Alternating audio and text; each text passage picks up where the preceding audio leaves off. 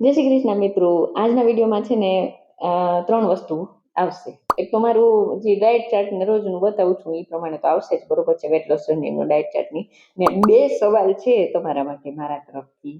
એક તો છે ને હું ગીવ અવેનું વિચારું છું કે હું તમને લોકોને કંઈક ગિફ્ટ આપીશ, તો એ બાબતે થોડુંક કંઈક પૂછવું છે મારે તમને, તો એ આવશે. અને મારું જે એક સવાલ છે એ થોડું પર્સનલ ટાઈપનું છે, પણ ચલો આખો વિડીયો જોશો ને તો તમને ખબર પડશે. આપણું આખી દિનચર્યા અને આખું મારી વાત સાંભળી લો, પછી પાછા મળીએ. તો આજે મારી પાસે તમને કહેવા માટે એક નાનકડી પણ મારા માટે બહુ ખાસ વાત છે. તમને તો ખબર જ છે કે હમણાં જ મારી ચેનલ મોનેટાઈઝ થઈ છે, એટલે અને સાચું કહું ને તો આ એ ખુશી છે ને હજી મારા મનમાંથી ઉતરી જ નથી એમ. કારણ કે હવે યુટ્યુબ તરફથી હજી પેમેન્ટ તો નથી આવ્યું, પણ પેમેન્ટ આવવાની શરૂઆત પણ નથી થઈ. પણ હવે મારી ચેનલ મોનેટાઈઝ થઈ ગઈ છે એટલે એ તો પાકું થઈ ગયું કે હવે આવકનો રસ્તો ખુલી ગયો છે, એટલે પૈસા તો આવશે જ એમ. અને ભલે થોડા આવે, ફૂલની તો ફૂલની પાખડી એમ. પણ જ્યારે મેં છે ને વિચાર્યું ને મનમાં, ત્યારે એમ થયું કે જે દિવસે મોનેટાઈઝ થઈ ચેનલ, મતલબ તે દિવસે જ કે હું મારી ખુશી છે ને મારી બધી જે વ્યુઅર્સ ઓડિયન્સ છે ને મારી સખીઓ એની સાથે પણ બાટી છે. આજે હું જ્યાં છું ત્યાં હું એકલી તો પહોંચી જ નથી શકતી, બરોબર છે, તમારા લોકોના સપોર્ટથી જ પહોંચી છું, બરોબર છે. એટલે તમે મારા વિડીયો જોયા, મને કમેન્ટ કરી, એન્કરેજ કરી, ક્યારેક મારે ભૂલ બતાવી, તો ક્યારેક મને કોઈ નવી વાત શીખવી, ક્યારેક તમારે કોઈ એવા પ્રશ્ન હોય એનાથી મેં ઘણું શીખ્યું એમ.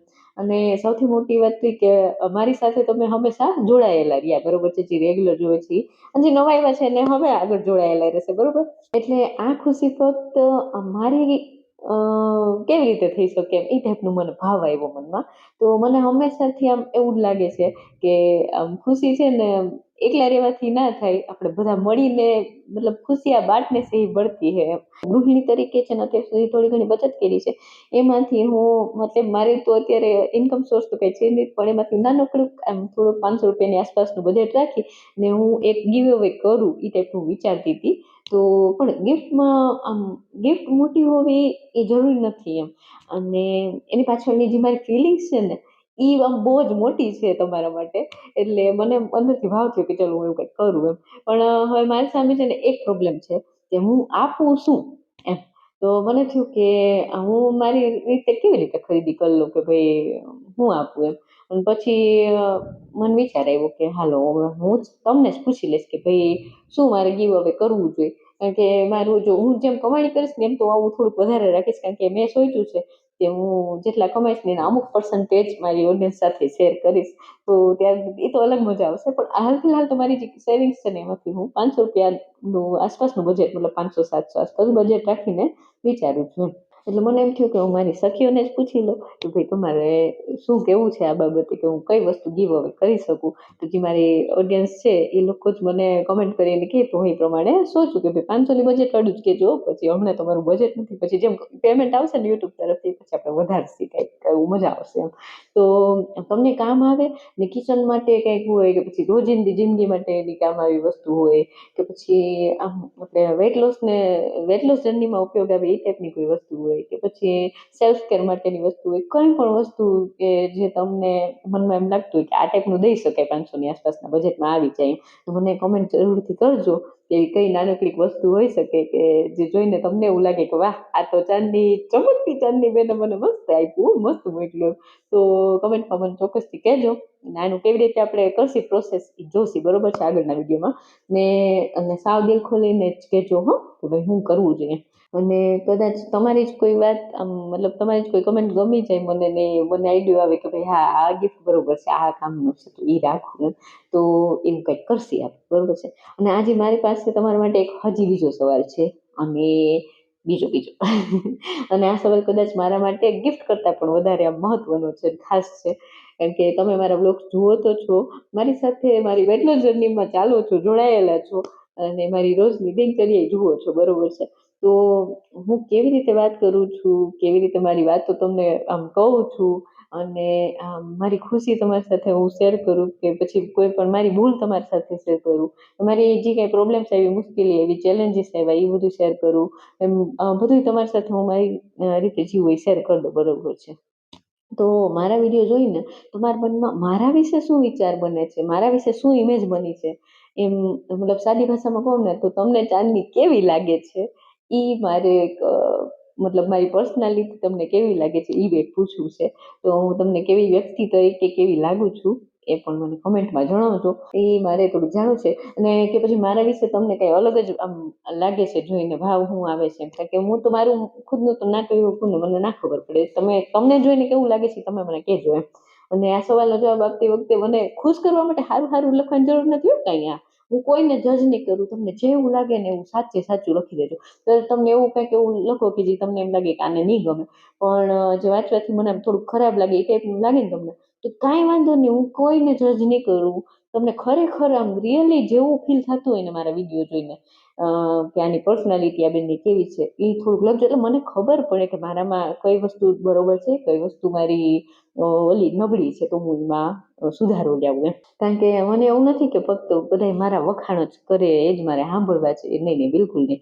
મારે છે ને સાચું જાણવું છે કે મારી બધી બેનપણીઓ, મારી બધી સખીઓ મારી વિડીયોમાં કનેક્ટ થઈ છે જે મારી સાથે, એ લોકો મનમાં શું છે મારા વિશે વાત.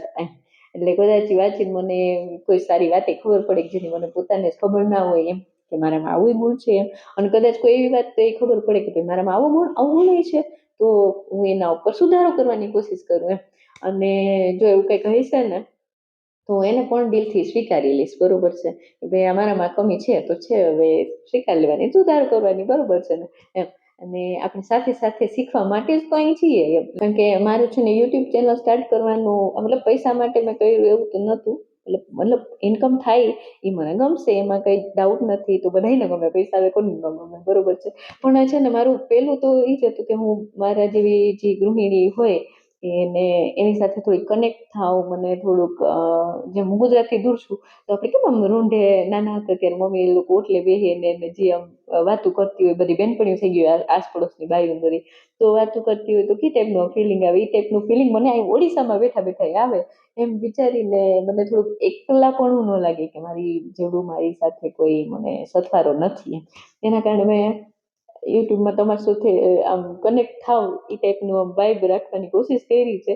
અને કોશિશ તો શું, હું એવી જ છું જો કે, પણ ખબર નહીં, મને એવું લાગે છે કે હું તમારે કનેક્ટ થાઉં છું, પણ તમને મારા તરફથી કનેક્શન ફીલ થાય છે કે નહીં એ જાણવું છે મારે. એટલે સાચી વાત તો એ છે. અને મારે હજી એક કંઈક પૂછવું હતું, આજે હું ભૂલી ગઈ, કાંઈ કહીશ. આજે તો ગજબ થઈ ગયું, કારણ કે આજે હું બાથરૂમમાં હતી ને નાવા ગઈ ને ટાંકો ખાલી થઈ ગયો. તો મમ્મીને અવાજ દીધો મેં કે ભાઈ મોટર કરો, ટાંકો ખાલી થઈ ગયો. ત્યાં મોટર ઉપડી જ નહીં, મોટર થઈ ગઈ ખરાબ.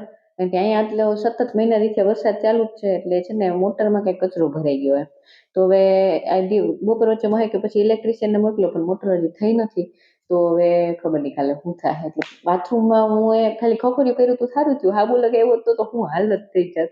ચલો હું દિનચર્યા બતાવું આજે શું ખાધું પીધું ને કેવી રીતે દિવસ ગયો એ પછી મળીએ.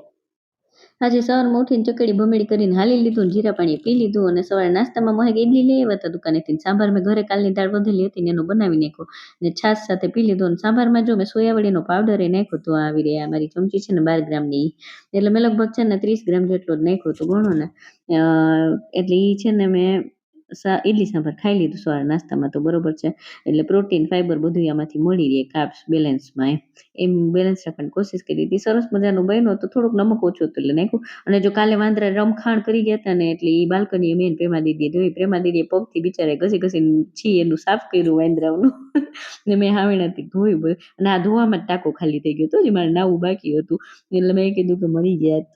તો પાણી તો મસ્ત ધોઈ લીધું ને એને ઈચા કરી લીધા. જો હમણાં બતાવું તમને. અને જો કાલે નેલ પોલીસ હું કહેતી હતી તોડને કે આ નેલ પોલીસના પીળા પીળા ધાબા થઈ ગયા છે લાદીમાં, ને આ ટુકડો એક હતો, બાકી તો એને ઘા કરીને રમતા રમતા વાંદરાએ ફેંકી દીધું હતું.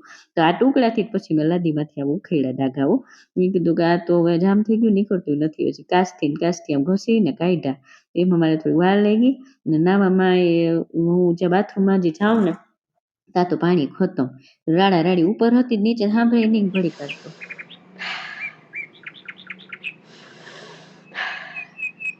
ધંધા તો હાવ મસ્ત થઈ ગયો. પાણી ધોળીને મસ્ત ધોઈ નાખ્યું ને પછી ખબર થોડી હતી કે બાથરૂમમાં જઈશ ને નાવામાં જ ઘટશે. હિચકતી હતી મજા આવી. પછી તો મેં છે ને બાજુવાળાનેથી ડોયલું ભરી લાવીને મોઢું ધોઈને ચમકી ગઈને પછી જો મસૂરની દાળ બાફી લીધી હતી, પી લીધી. ને બપોર જમવામાં છે ને મેં ભીંડાનું શાક કર્યું હતું, કંટોલાના ભાજાજી હું અહીંયા ઓડિશા સ્ટાઇલમાં કરું છું ની, ડુંગળી પનીર અને 50 ગ્રામ જેટલું ને રોટલી સાદી કરી. આજ તો મેં મારા હાટુ કાંઈ રોટલું બનાવ્યું નહીં, દહીં લીધું હતું. ને રોંઢે આજે મેં નાશપતી એક ખાઈ લીધું, એક એપલ ખાઈ લીધું. અને જો મારી મિક્સ સીડવાળી જે ખજૂરની ગોળી જે મેં બનાવી હતી રથયાત્રાના દિવસે, એ જ હજી હાલે છે ડબ્બામાં, તો એ ખાધી હતી. મોટરની ચક્કરમાં બીજું કંઈ ખાધું નથી. આ રહ્યું મારો આજનો ડાયટ ચાર્ટ. આમાં મેં આખા દિવસ દરમિયાન જે કંઈ ખાધું પીધું છે ને બધું લખ્યું છે. તમે પણ સ્ક્રીનશોટ જોતો હોય તો લઈ શકો છો. અને સાથે મેં છે ને આનો અહેવાલ પણ બનાવ્યો છે કે કેટલા ટકા શું છે આજનું પોષણ રેશિયો. તો આમાં પ્રોટીન 20% છે, હેલ્ધી ફેટ છે 22% છે અને કાર્બોહાઈડ્રેટ 58% છે.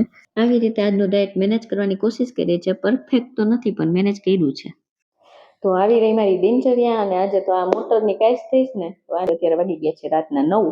અને હવે જોઈએ હવે કાલે સવારે કઈ આવે છે નહીં તો પાણી વિના તો મરી જવાના શીખાય બાપા. જોયું રહેશે જે થાય બરોબર. આજે અત્યારે તો બાજુવાળા ત્યાંથી 4-5 ડોલ હું ને પ્રેમા દીદી ભરી આવ્યા છે, એટલે સવારે આપણે નાવામાં તો નહીં પણ ધોવામાં આવે. અને બીજું તું શું કહે રેટ્રોસ્પેક્ટ કરી. હા, મારે એ કેવું હતું કે છે ને હવેથી હું છે ને રાતે હું 10 વાગે દરરોજ કહું છું પણ હું છે ને પહોંચી નથી વળાતું મારાથી રાતે 10 વાગે અપલોડ કરવામાં. એટલે છે ને હું ટાઈમ ચેન્જ કરું છું. હવે આજનો આ વિડીયો હું સવારે 10 વાગે અપલોડ કરીશ અને હવેથી રોજે હું વિડીયો સવારે 10 વાગે જ અપલોડ કરીશ, બરોબર છે. રાતનું નહીં પણ સવારનું 10 વાગ્યાનું ફિક્સ રાખીશ. કારણ કે રાતે છે ને ખરેખર મારાથી નથી પહોંચાતું. આખા દિવસનું રેકોર્ડ કર્યું હોય એડિટ કરો આ તે કેટલી અસમંજસ તમને હું કહું, બરોબર છે. એટલે છે ને હું સવારે કરીશ. મારે પછી રાતે થોડુંક ઉજાગરા જેવું થઈ જાય એવું થઈ જશે. એના કરતાં એટલો સ્ટ્રેસ નથી લેવો. આપણે હલકું ફૂલકું હસતા રમતા યુટ્યુબ સફરે પાર પાડવાની છે વેટ લોસની જર્નીની સાથે સાથે, બરોબર છે. વેટ લોસ જર્ની તો હમણાં થઈ જાય કારણ કે આપણું 13 કિલો વજન જેટલું હતું 13 આસપાસ તો વજન ઉતરી ગયું છે. હવે 7-8 કિલો ઉતરી જાય એટલે ભયો બરોબર. એટલે વાતું મારી નીકળતે ચલો રેડ ક્રોસમાં કરી લઈએ. ચલો આજે 9 ઓગસ્ટ 2026 રેડ ક્રોસમાં સાંજે આજનો દિવસ પણ મારો મેં જે જોયું એમ જ ગયો છે, બરોબર છે. ફરી પાછા મળીએ આવતીકાલ સવારે 10 વાગે.